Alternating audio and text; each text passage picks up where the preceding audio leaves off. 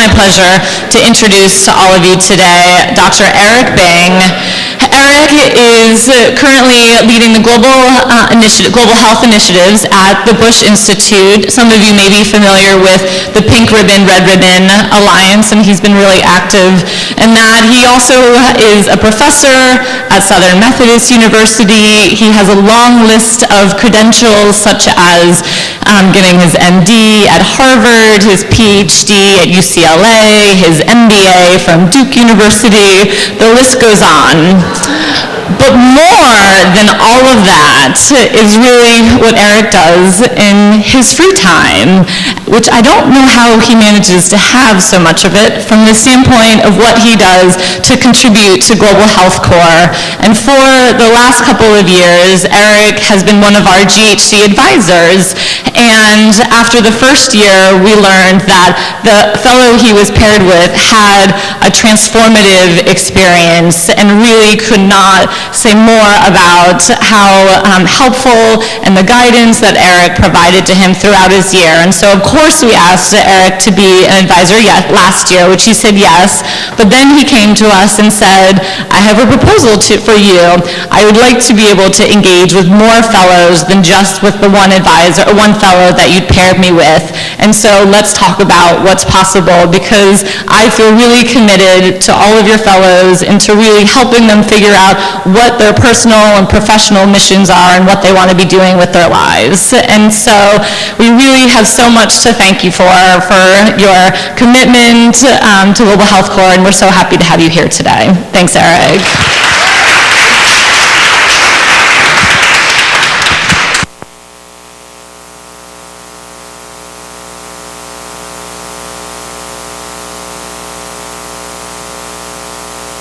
Wonderful to be here today, and particularly nice to see everybody fresh and excited before you hit your placement, because that's going to actually present some additional challenges for you, and really wanted to sort of help orient you as all this stuff is happening. The presentation I'm going to be giving is going to be high video and picture focus. So those of you who are on the side, you may want to sort of come to the middle or the back, because you're not going to be able to see, and it'll be harder for you to get some things out of it. So you can just sort of pick up and move. You don't necessarily have to be at a table.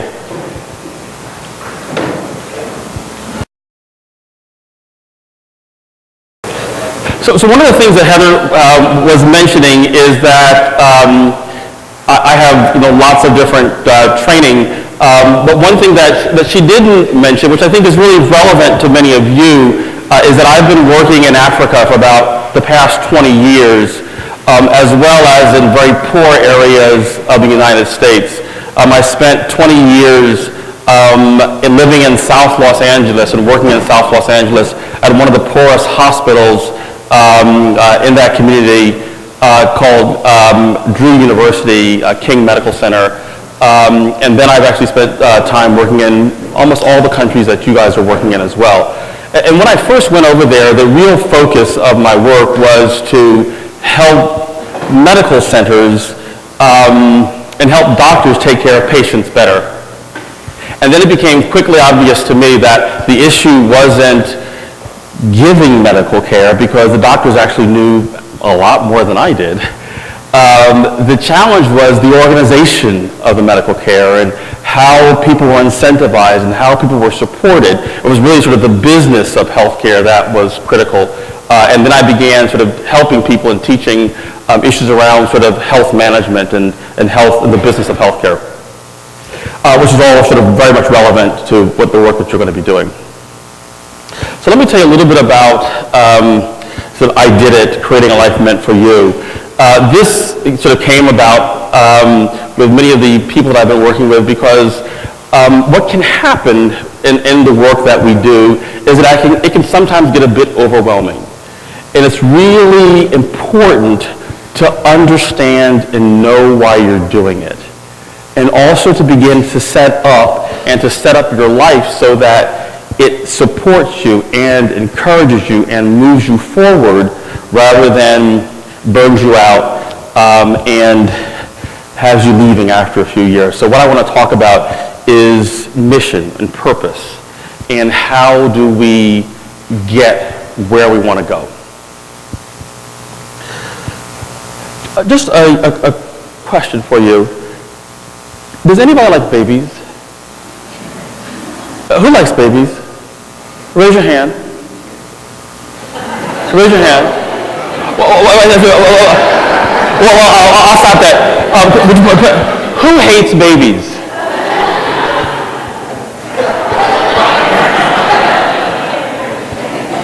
Well, and I think the one thing that is really exciting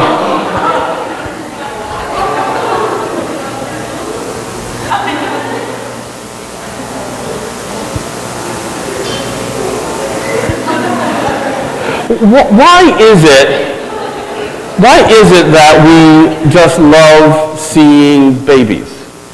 Anybody thoughts? Thoughts? Anybody?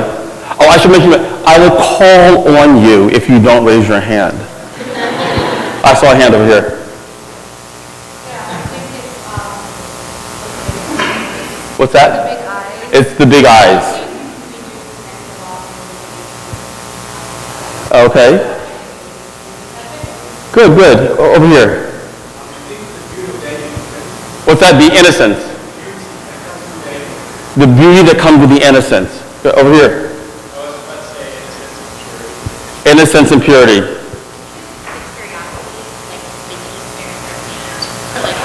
Yeah. Well, what do you think she's going to become? What's the possibilities for her? What do you think? Anybody? Guesses? What do you think? What are the possibilities for her? Anybody? It depends, but it's endless. She could be anything. Do you think, well, I hate to ask you this, but do you think any of these kids are here by mistake? Okay, good. Okay, by mistake, that they have no reason for living. Okay, so you think all of these kids have reason for living? Yeah. I would agree. And I think it's easy to see, particularly when they're happy and they look goofy and they're, just smiling and wonderful, to sort of see all their potential. But not all kids are as fortunate as that. And a lot of the children that you will be working with and that you will be seeing won't be as fortunate. And it might get you to wonder, sort of like, why are they here? So I want to tell you a story, sort of a global health story of a patient who, when she was a little girl, was abandoned when she was just 6 weeks old and was just left in an empty building and with just a bottle that was empty and no blankets, just crying. And a neighbor heard her crying and went and found her and took her to what he believed was her grandmother. And when he got there, the grandmother slammed her door and said, "I don't know her." And then he finally took her to another grandmother where she was eventually raised with 16 other children. But even there, they didn't want her either. And like happens with many, many poor girls the world over, she ends up dropping or beginning to work as a domestic servant when she's just 12 years old. Her name is Lorraine. And just like many, many girls, she begins having babies. And then she has another baby. And then she has another baby. And then she has another baby. And then she has another baby. And 5 babies in total. And she does as best she can, and she actually lives to be a reasonably old woman, but had a tough life. And then she begins to have some spotting, some vaginal spotting. And she never really got health care. Well, what do you get health care for? Health care is for other people. She begins to have some vaginal spotting and eventually goes to the doctor and is diagnosed with cervical cancer caused by the HPV virus that she had gotten years and years earlier, probably when she was having all these babies. And by the time they caught it, like in many of the countries you're working in, it was actually too late for her. It had already begun spreading throughout her body and went to her liver, and then to her lungs, and then to her bone, and then eventually to her brain. And she ended up dying almost as tragically as her life began. But there was one major difference when her life ended, is when she left, when she came, she was alone. But when she ended up dying, she didn't die alone. She was being held by her youngest son. And I've worked in many, many parts of the world and have seen lots and lots of patients, but this patient was a little bit different because this patient was American and this patient was my mother. And the thing that was so palpable about my mother's life was not that she was dying. It was that she had lots of regrets. She had lots and lots of things that were shameful to her. And I remember sort of talking to her in her final weeks.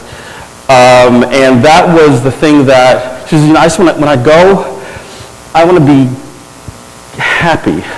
I want to, all these things, all these secrets that I've had, I want to just get rid of. And she says, Eric, go get the tape recorder. I'm going to tell you everything.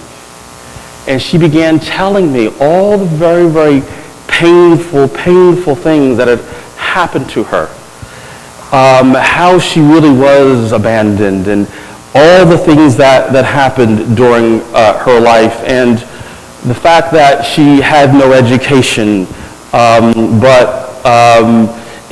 was ashamed the fact that she didn't have any diplomas. And one of the final things she talked about was by releasing and talking about all this stuff, she felt better.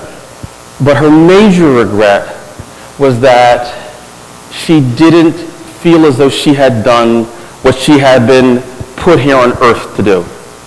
She hadn't achieved her mission. And as she sat there and we talked, I began to tell her the way I saw her life, the way I experienced her life. The fact that she had been rejected meant that she made sure that she didn't reject anybody. Our house was filled with pregnant girls who had been rejected by their parents. And they would come and not only deliver their babies and keep their babies, they would actually finish high school, and every single one went on to college.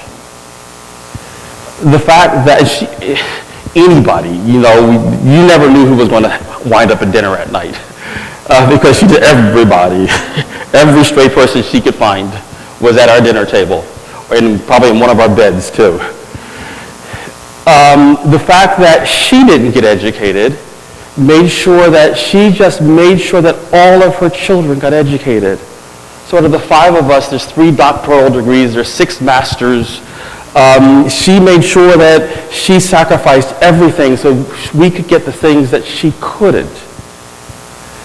And every single person that she came in in touch with, she began to then invite back to the end of her life. She says, I want to say goodbye. I don't want you to come to your funeral. I want you to come to me now. And people began to fly all over the world to actually say goodbye to my mother. It was actually quite moving. And as I was talking to her, I said, Mommy, even if you don't believe in God, what you have is everlasting life. Because what you got was a torch. You got a torch when you came into this world. And people tried to extinguish it, but you didn't let them.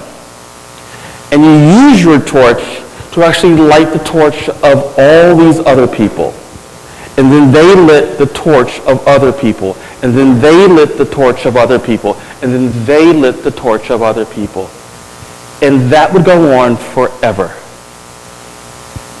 And that is everlasting life. And toward the end, she got really, really quiet. And she looked at me and she says, I did it.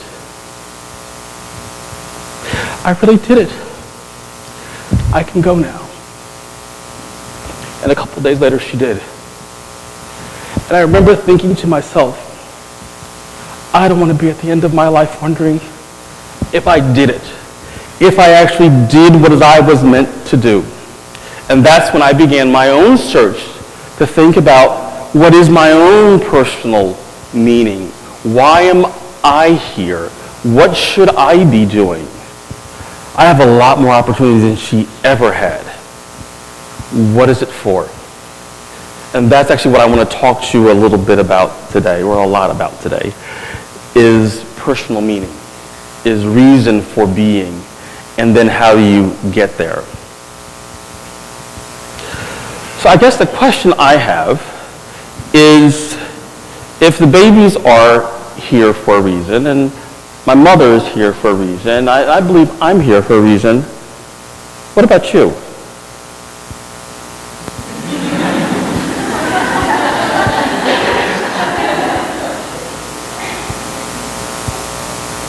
What's your reason?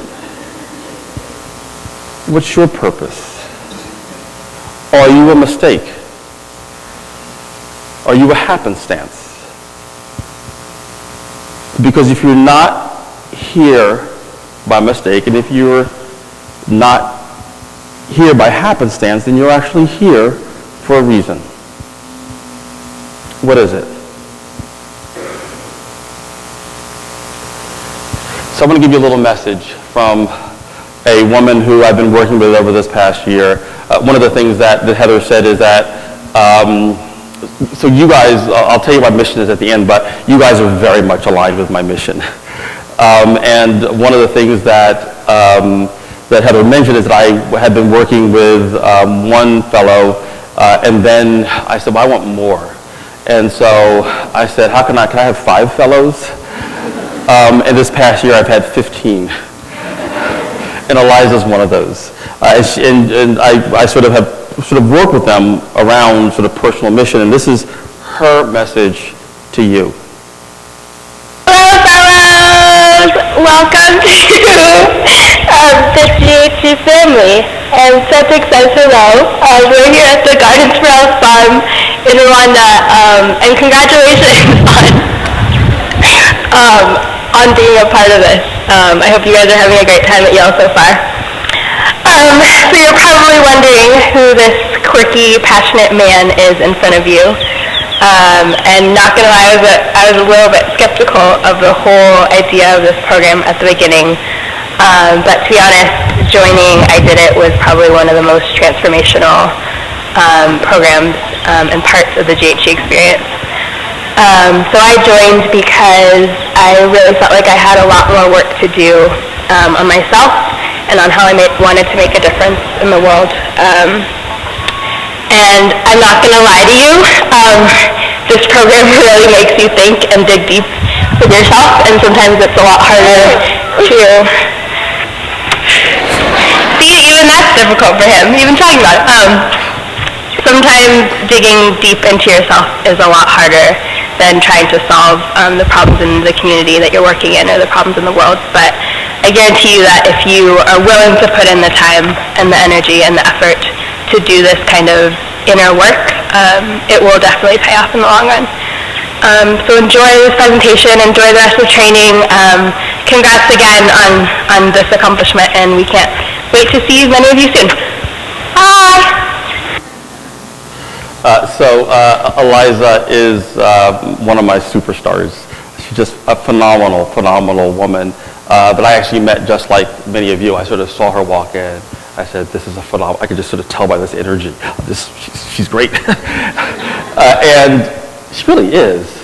And there's a whole lot of great people in GAC that I've actually had the pleasure of working with. And one of the things that she talks about is it's actually harder to do the work on us often than it is to do the work on a community. Because we can sort of see the problem over there and fix it. It's harder for us to sort of see our stuff and fix that. And the work that I've been doing with them is really about letting them bring that out. So if you'd like, I'd like to also now begin helping you think about some of these things that are rather challenging. And one of them is about mission. The components of the program that I've actually taken a number of the fellows through has three major components. One is sort of knowing where you're going. Who knows where they're going? Okay. Two is using your natural strengths and gifts to get there. And then three, checking in on it daily. Okay? So let's talk about where you're going. One thing I also sort of wanted to make sure that I do up front is we've heard a number of people actually talk about these things over the past 2 days. And just so we don't get sort of language all mixed up, sort of what I call mission, Rob calls sort of passion in his book. She calls head and heart equals hustle. Similar, different terms, but sort of the same stuff. What I call strengths and gifts. He calls strengths and weaknesses. She calls what you got and what you need. Same things.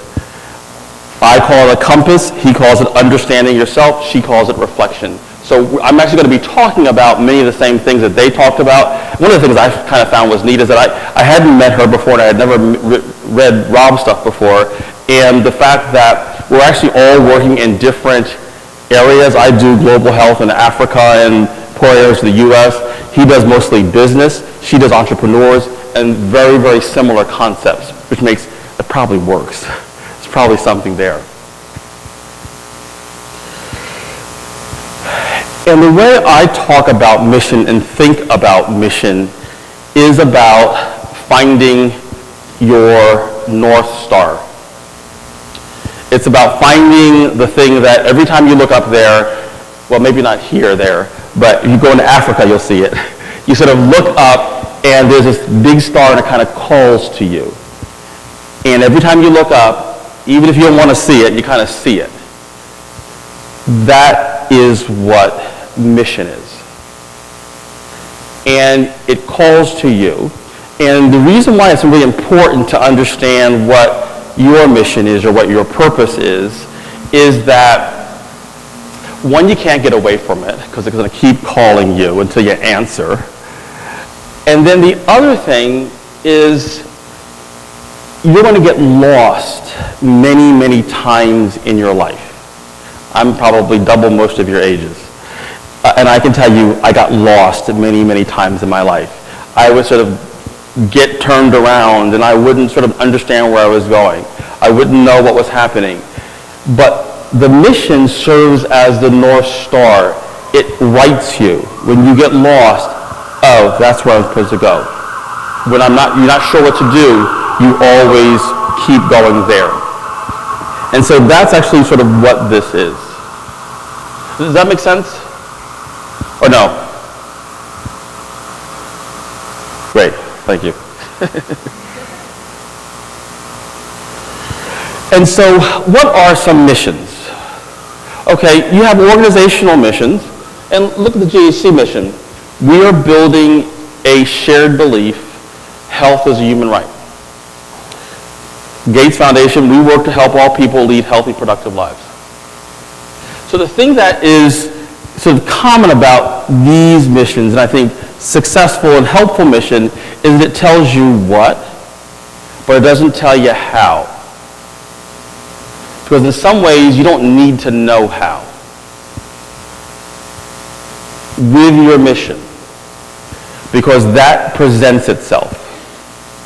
And things are going to begin changing in your life. And you're going to begin getting new opportunities and new things coming on. And that's going to change the how you actually accomplish this. The other reason why you don't do a how is because you actually don't do it by yourself. Nobody has ever achieved a mission by themselves. It's actually impossible, and I'll tell you a little bit about that and why. So what about some of you? What do have other fellows come up with? So Eliza's, who you saw earlier, she says, I'm here to be a catalyst for individuals and groups to reach their full potential. She's in Rwanda. A very, very different one from Lauren Smith, who's in Zambia, says, to enable others to design and build simple, human-centered solutions to complex social problems. Okay? Some of you may resonate with this, some of you may not. But what's important is not whether you resonate with it or whether you don't, but whatever your personal mission is. That's actually what's important. So, who has a mission statement? Who has a personal mission? I'm not going to ask you what it is. Anybody? Okay, maybe I might. No, I won't. Good. And so, these are so important. I'm actually going to give you and sort of work you through crafting your personal mission.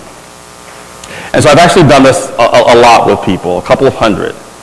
And the thing that is scary about the personal mission is you feel as though like you're like making a commitment. It's like, oh, I'm getting married and I can't ever get divorced.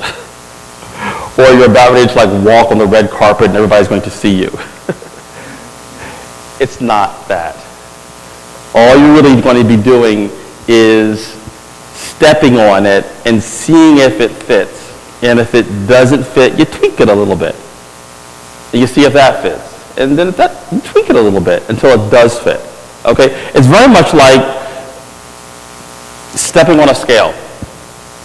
Have any of you ever stepped on one of these scales? So how do you do it? How do you step on the scale? What do you do? Step on the bottom on the bottom, and then they work on the bottom one first with the higher one, and then they will slowly adjusting the top one,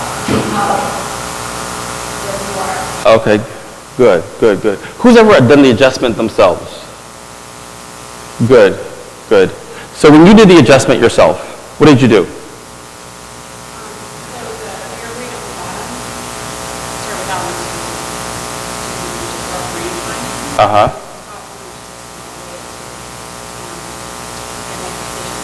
Oh, okay. Great. So I don't know how much you weigh. I would say, let's say 120. Is that okay? So generally, if you're like me, and probably some of you are, I would probably not put it on 140 first. I'd probably put it over here like at 100. And then I would say, oh yeah, last time I did it, I had a little water weight. So I'm probably like 115. So let me put it over here at 100 and see what it feels like. And then I start doing this.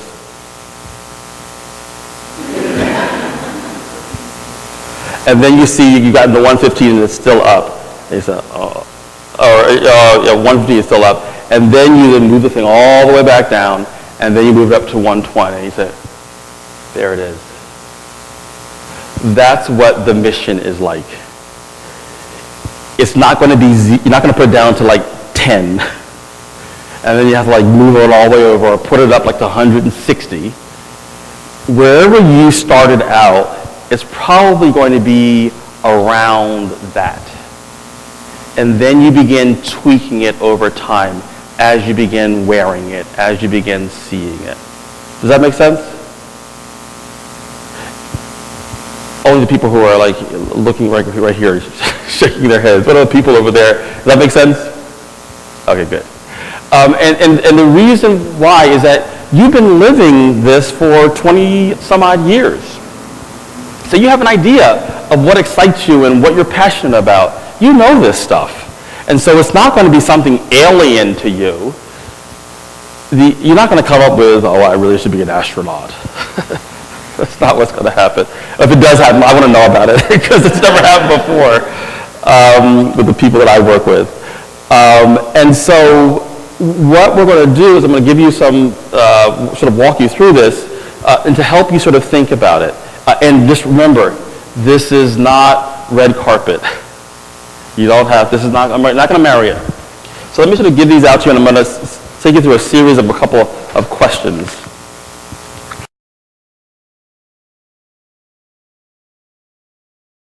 So we're going to start with the first question. And remember, you're just brainstorming here. I'm not going to read them. I might grade them. No, I won't. And the first question is just write down 5 things you love to do. I know you've done some visioning earlier in the week, so you actually can probably pull from some of that too. What 5 things you love to do?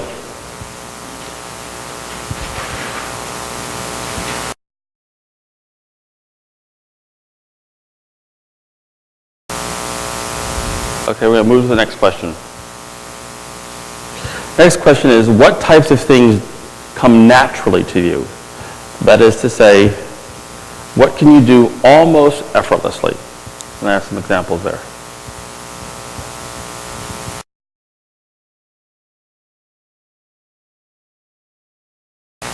Okay, we're going to keep going on.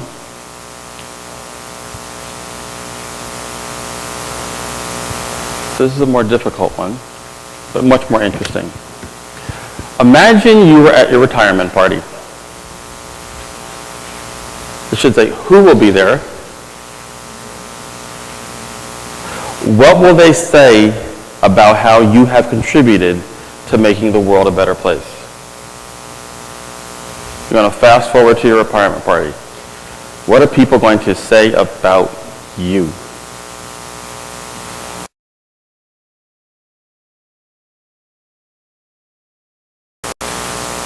And then the next final one is, what do you consider to be your most important contribution to others in the world? With a lead in, I am here to what? And I know you don't know. Just guess.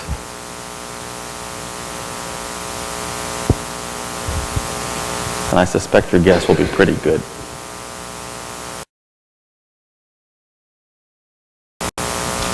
So does everybody have something written on the final question? Anybody still working on it? Okay. What I'd like you to do is to turn to a partner and talk about, you don't have to read it to them, but you can talk about what you wrote. Number 4, just number 4. Turn to somebody, tell them what you think it is. You can read it if you want.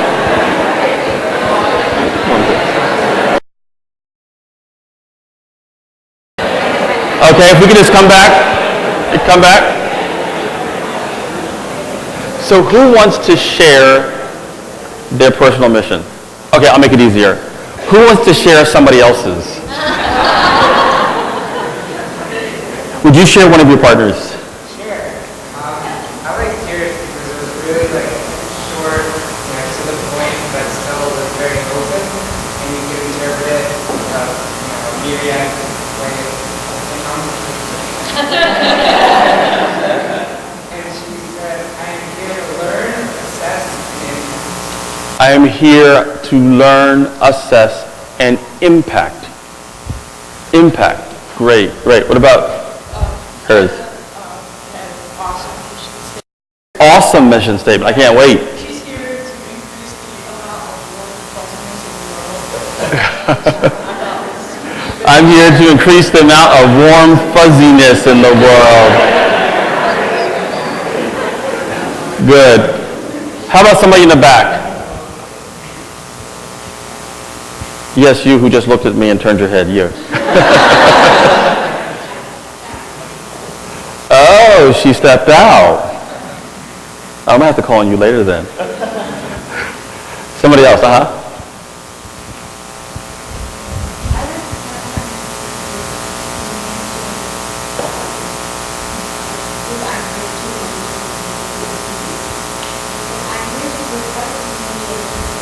who are determined to make some sort of change, whose vision for continuing to affect those who are truly or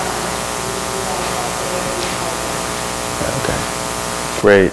He's here to free the oppressed. Yes.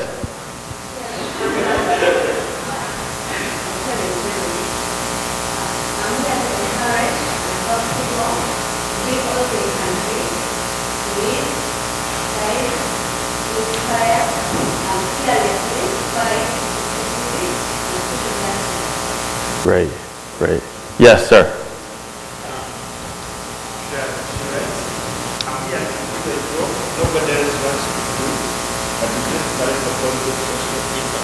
Great, great. I'm here to have a positive social impact, and nothing is beneath me. Great. Anybody else? Yes.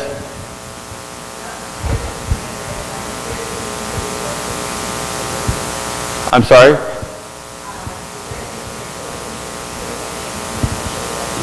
Great. Perfect. Anybody else? One final one. Who's really excited and proud about what their partner said? Yes.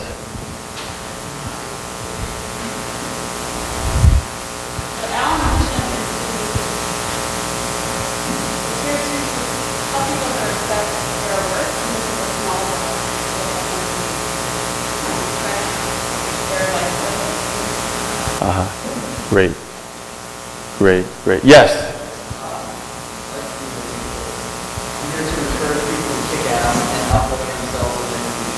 Wow, I'm here to kick ass. Scared of you. Anybody else? One final one. One final one.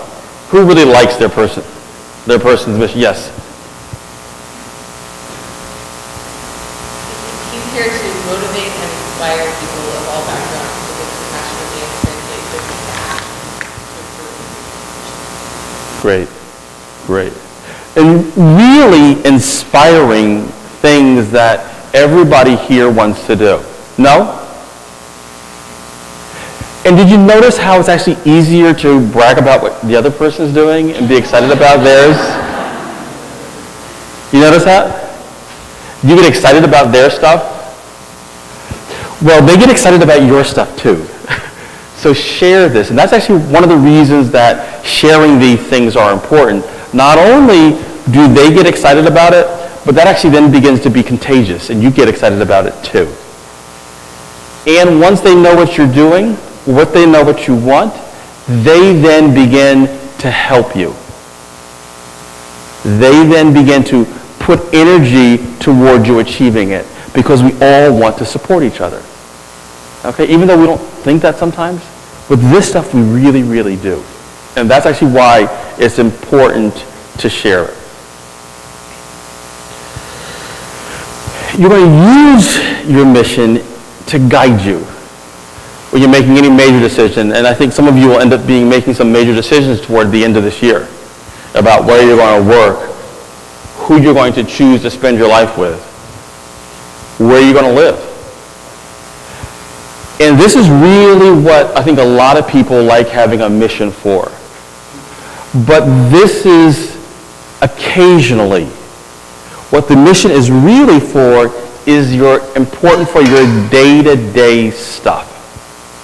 Because if you aren't doing your day-to-day stuff according to your mission, you're not living it. And this is what you want to do, is begin living your mission. Who here writes a daily to-do list? Good.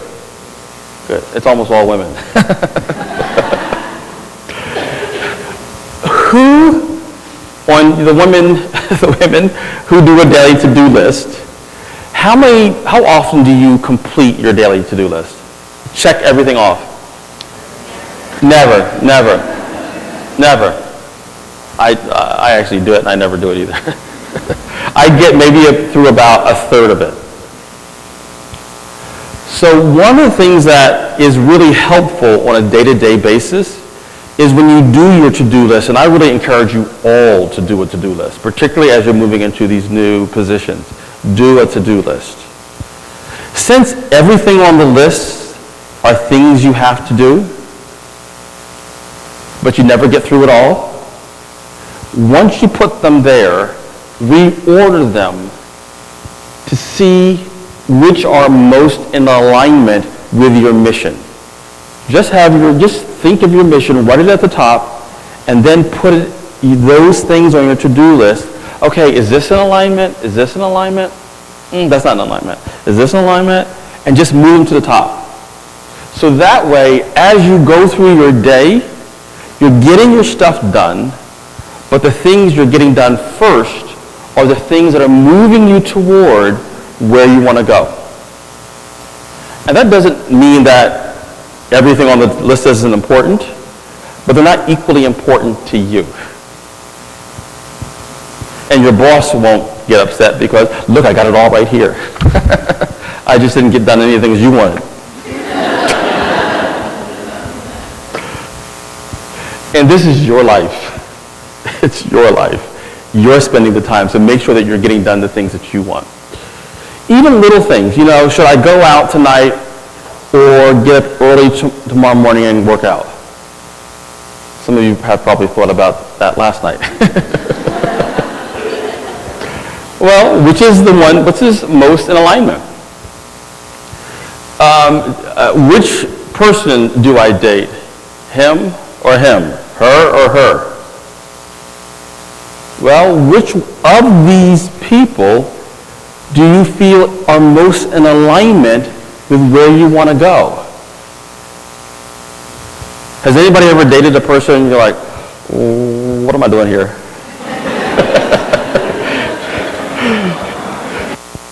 Is anybody dating a person who's thinking, what am I doing here? Well, you won't be here much longer. You'll be gone. And you know if the person's out of alignment. I don't care how cute they are. You know if they're out of alignment. Okay? And it's not to say that, okay, here's North Star, and one person's going to take you over here, and one person's going to take you over here. It doesn't mean that you don't date either of them, but you take the ones that are going to take you away the least. It's even with your work stuff. Which is most in alignment. Not necessarily which one is taking you due north, but, okay, if one's here and one's here, go to this one. Okay? And then slowly you begin to get things into alignment. And so this is actually how you can use it to guide your day-to-day stuff. Because if you don't use it for the day-to-day stuff, when the big stuff happens, you're not going to be able to use it either. And you're going to be guessing and say, well, what do you think? And what do you think? And what do you think? And have other people tell you. Does this make sense? If it doesn't, that's fine too. Good. So now you know where you want to go. At least you have it written on a piece of paper. And remember, this is just a starting weight, and you're going to tweak it over time. But in order to tweak it, it actually does mean you actually have to look at it. So I encourage people to actually look at it daily until they've memorized it, and then begin seeing if it works for them. So, but how do you get there? How do you get there? So how do you achieve your mission? Do you know?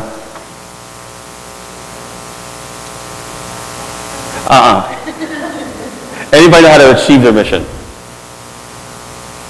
Well, one of the things that is really most important is that if you came here with a mission, or if you're doing this, what is most important is you now need to use what you are strong in to achieve it.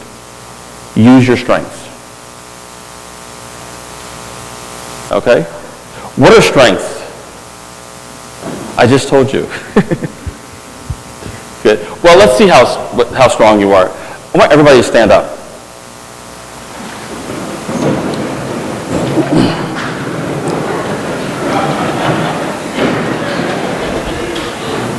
Everybody stand up. Okay? Give yourself a little bit of room. Okay? I want you to close your eyes. I'm not going to make you do anything. Well, she did say I was quirky. Okay, close your eyes. And I can see some of you peeking. Close your eyes. Okay, you are all now here in New Haven. And everybody's told you how dangerous this place is. Oh, all those Americans got guns. Don't venture outside the gates. But you say, I feel like a little ice cream. So you're going to walk down to the ice cream shop, and you see a kind little old lady. Reminds you of your grandmother. And she's struggling to carry her bags. And you're about ready to go help her, and this guy jumps out with a gun. Okay? You are going to, now this is grandma. You're going to protect her. You're going to channel your inner Kim. Your he, she, Kim. And I want you to kick him in the groin as hard as you can. Kick him. Kick. Kick. As hard as you possibly can. Kick him. Kick him. Again. Now I want you to, she is a black belt. Now I want you to do a karate chop to the neck. Karate chop. Good, good, good. Okay. Now you're in, you saved grandma, yay. Now you're in Africa. And you're walking home from your placement, and you see some kids up in front, and they're all playing and giggling like kids do.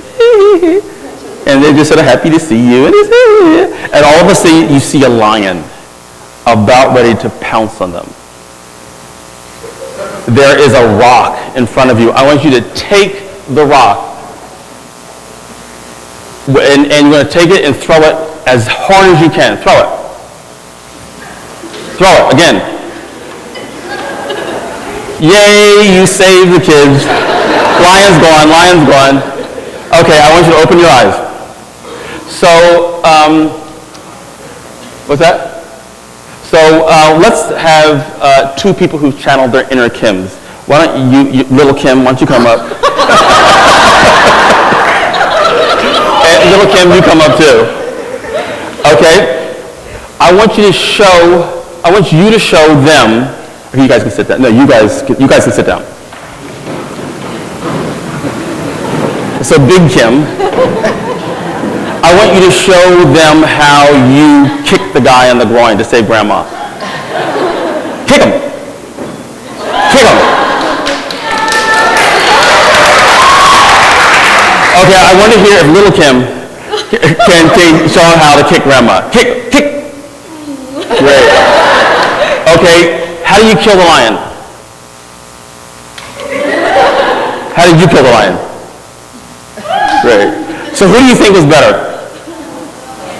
Little Kim? Little Kim? Well, I don't know. I think you were both pretty good. But did they do it the same way? How did they do it differently?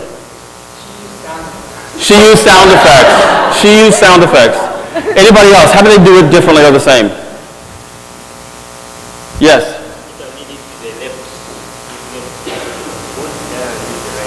Okay, so he used his left foot. Did he also use his left hand? And she used her right foot? Oh, huh. So I wonder if he's left gifted and she's right gifted.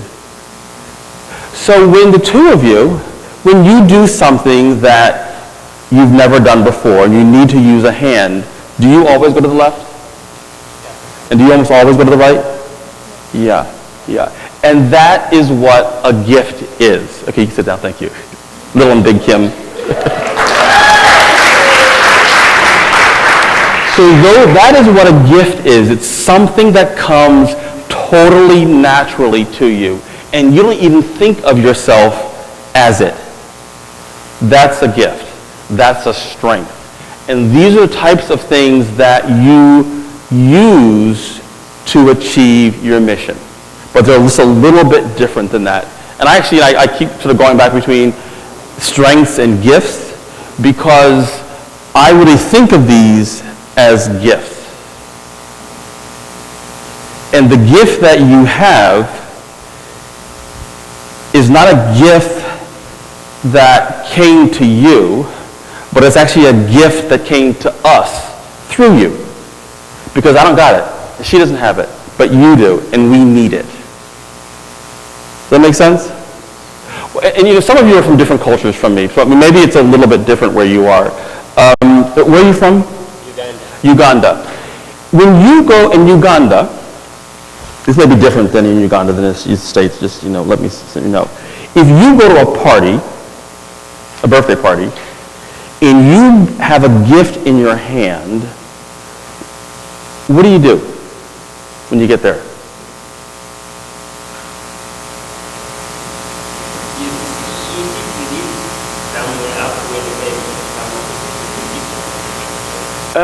Okay. Oh, so if you bring a gift, you have to give the gift. It's not for you. It's for somebody else. Oh, okay. But you're from Uganda. In anybody's culture here, if you have a gift, would it be appropriate, maybe it is appropriate, that you go to the gift, you take the gift to the party, you go and you eat up all the food, you dance, you drink up all the liquor, you eat up all the cake, and then you take your gift and you walk back home. See y'all. Thanks for the party. So this is a very cross-cultural community. Is that appropriate in anybody's community? It's not. It's not. And the same is true with the gifts that you have, whether it is the ability to understand strategy or the ability to talk to people or make people feel comfortable or the ability to organize things. These are all gifts. Let's sort of talk a little bit about this. So this right here is Eliza, and you saw her earlier. Eliza's mission, as I told you before, is to be a catalyst for individuals and groups to reach their full potential. And her strengths, and we did an assessment with her, it's called the Strengths Finders 2, is maximizer, futuristic, learner, focus, and achiever. So what Eliza uses is because she's a maximizer, she's always trying to make it better, make it better, make it better. When she goes into any situation, her first thing, just like you led with the left and you led with the right, is to maximize it. And then she's able to see the future, and she's able to learn from things. She's able to focus her attention and then achieve it. So she uses her gifts to achieve that. Can you see how these strengths could help her achieve this? Okay? You see that? It's so clearly aligned. But one of the challenges for Eliza is that she didn't get all the gifts. Some of the other people got those. And in order for her to achieve her mission, she needs to partner with people. So for example, she's so focused sometimes and always trying to achieve that she sometimes needs to partner with people who can like talk sweet and get people to work together. Because if she's so focused on achieving, that then falls to the side. Does that make sense? So she needs those other gifts. Or she needs somebody who can, she's focused, and she needs somebody who can be scanning the horizon to sort of figure it out. And so what I really encourage her to do is to find somebody who has other gifts. And these are like winning others over, because who can sort of talk to people. A person who's full of ideas, who's connected with people, who's adaptable, just like she's focused, and who's really, really positive. So she's able to focus here, but she needs the gifts of somebody who has these other skills. That make sense? And as long as they're aligned in the mission, they actually can achieve it. Okay? And I've had people sort of work with me and sort of like, oh my God, I just love my strength. Oh my God, I just love my strength. Oh my God. And then they try to like do their mission. It's like, you said I had the key to the kingdom. How come I can't do this, Eric? This doesn't work. I have the key to the kingdom. And then I said, yeah, you do have the key to the kingdom, but it has 5 locks. Other people got keys too. You need them all. So go find out who you need to partner with. Does that make sense? Okay. So you can see how Eliza can achieve her mission using her gifts, right? But she needs to partner with somebody. Okay. I lied. This isn't Eliza. Eliza is actually doing extremely well achieving her mission with totally different gifts. These do not belong to Eliza. They belong to one of you.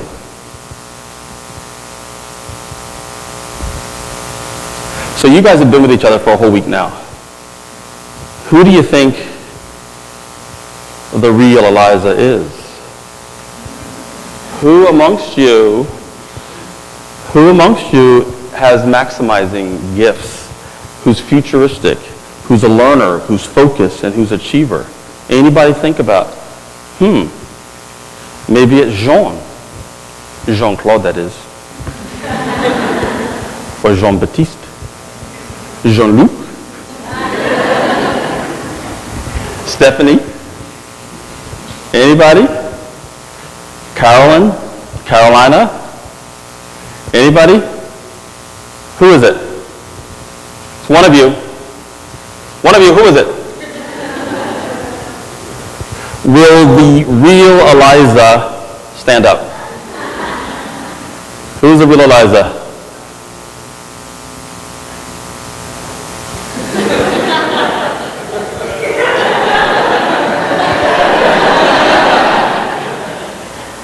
Is nobody going to admit to being the real Eliza? Are you the real Eliza? Are you? He's not. Which one of you is the real Eliza? Actually, I don't see the real Eliza here.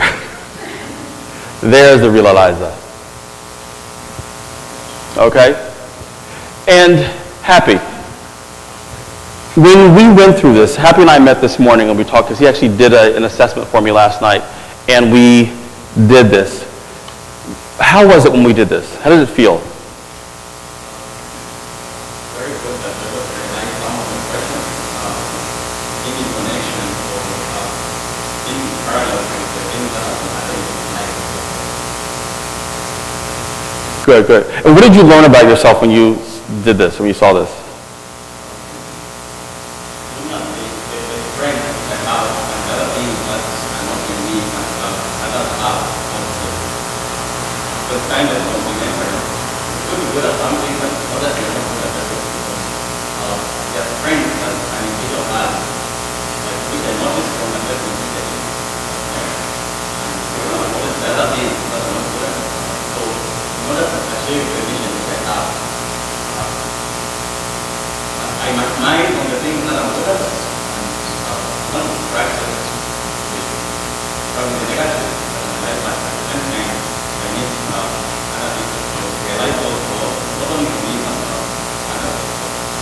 Have you always been like this?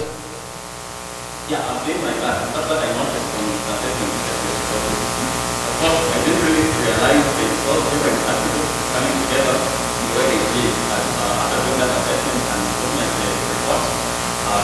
Almost everything kind of comes together. Okay, good. And so what this was, this is who you naturally are. And what you were able to see is how you can do this in order to achieve this. Okay, who is his divine right partner? The person who is complimenting him. Anybody who particularly sweet and charismatic, sees how people are connected and understands that, real adaptable, real positive. Anybody around? Any positive people around here? Yeah. Who do you think this is?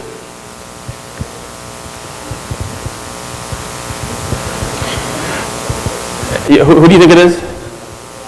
Do you know who it is? Oh, okay.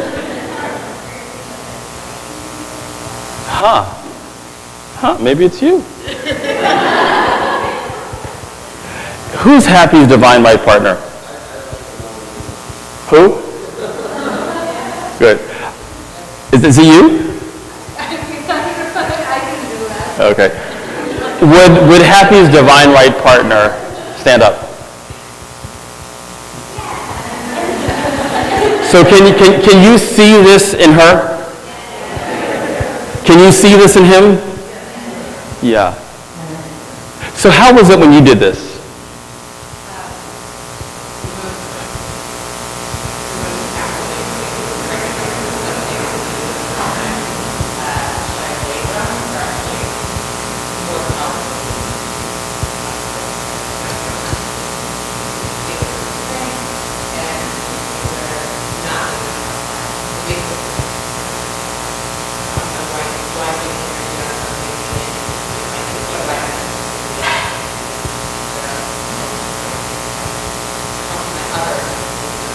Okay, good. So by staying in these things, you find other people to do the things that don't necessarily come naturally. Yeah, and so everybody then stays in their strengths. And that's actually what this, thank you.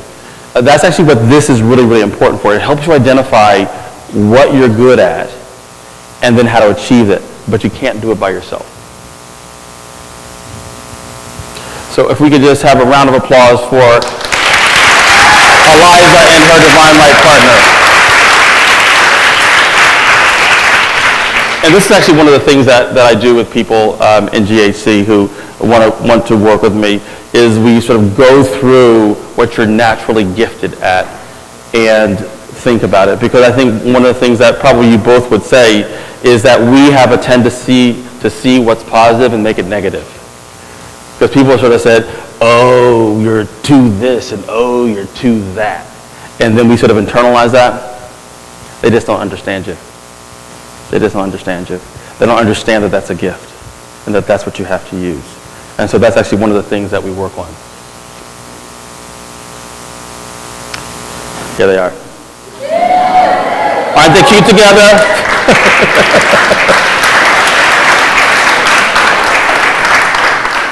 Good.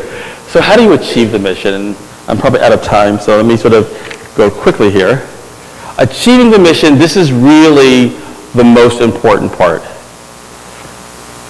Because we sort of now know where we are, but one of the things that is important is you don't achieve the mission in the future. You don't get to the mission on your deathbed and you say, I did it. Because the future isn't happening in the future. The future is actually happening every single day by what you're doing. And what you do affects the outcomes. It affects the future. So you need to pay attention to your behavior in what you are doing every single day. That make sense? But your behavior doesn't just happen in a vacuum either. Your behavior is affected by what you're thinking. It's affected by what's going on in your brain, by what you are thinking about. But How many of us actually think like this? That's not the way we think. That's probably not the way you're thinking right now. Because this is the way we think. Lunch was good. I ate too much. I'm sleepy. I'm bored. What's he talking about? These things are going on simultaneously in your head. And this is actually where your energy is going. And this is where your behavior is going. And this is where your future is going. Okay, so that's actually why it's really important to sort of begin to sort of think about this. And you don't, oh my God, there's nobody that can do all this, control my thoughts like that. So one of the things that I also teach people is actually how to then do this sort of daily focus. And I call it the 10-10-10. And what it is just 10 minutes of reading something you find inspirational. Just read. Can everybody here read? Can everybody here read? Good.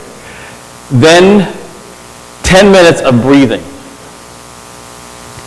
You were all sitting upright, so I assume that you all can breathe. And then 10 minutes of writing. So if you can read, breathe, and write, you can achieve your mission.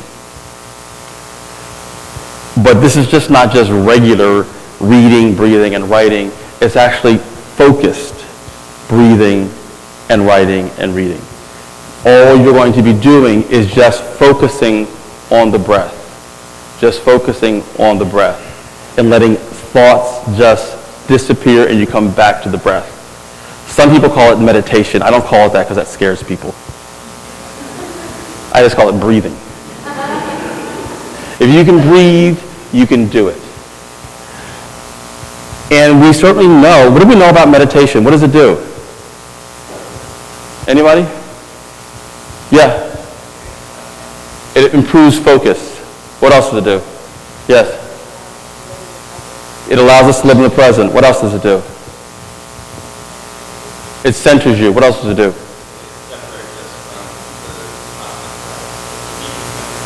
Okay, great. What else does it do?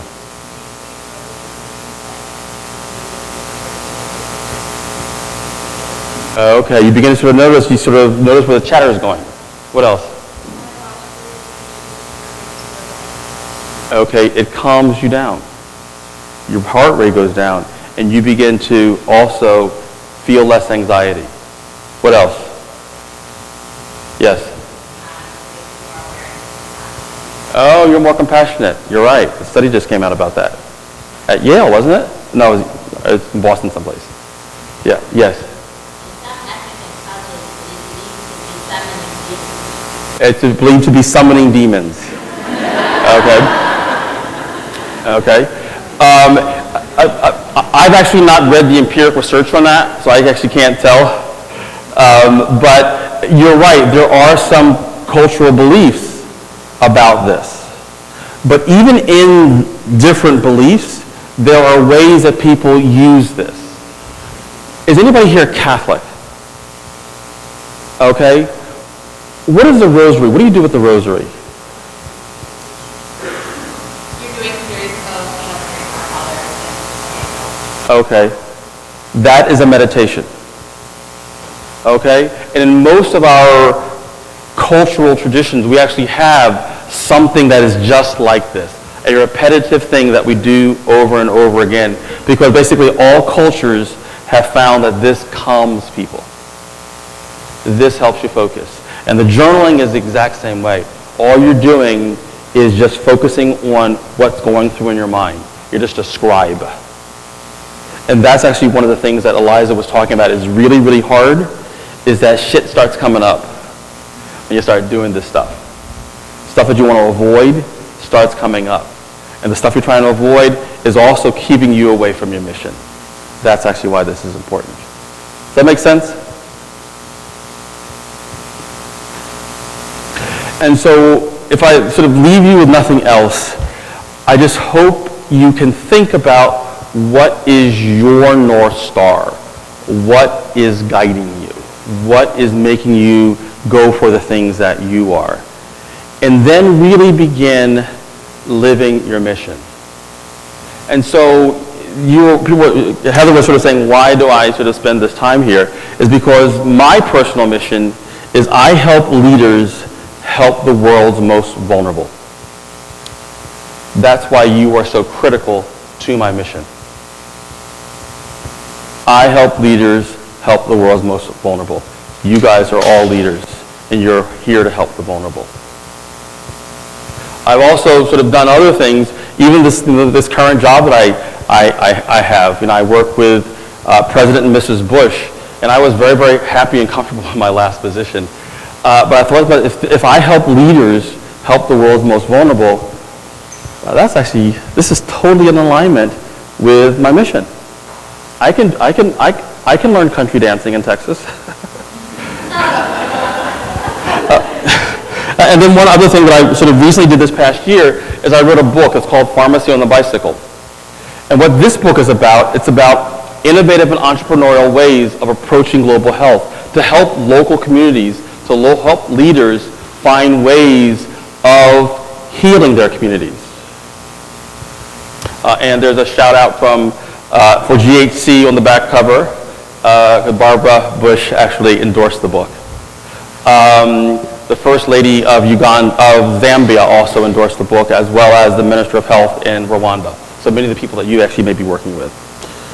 And then one of the other things, as I said I do, is that I support a number of leaders. This is actually just 4 people that I just want to give a shout out to who actually helped me do this presentation. We have Eliza Ramos, we have Joe Scarpelli, we have Lauren Smith, and we have Jonathan Batuga in Rwanda, Uganda, Zambia, and Malawi. So thank you all, and hopefully I will have one of you up here next year as well.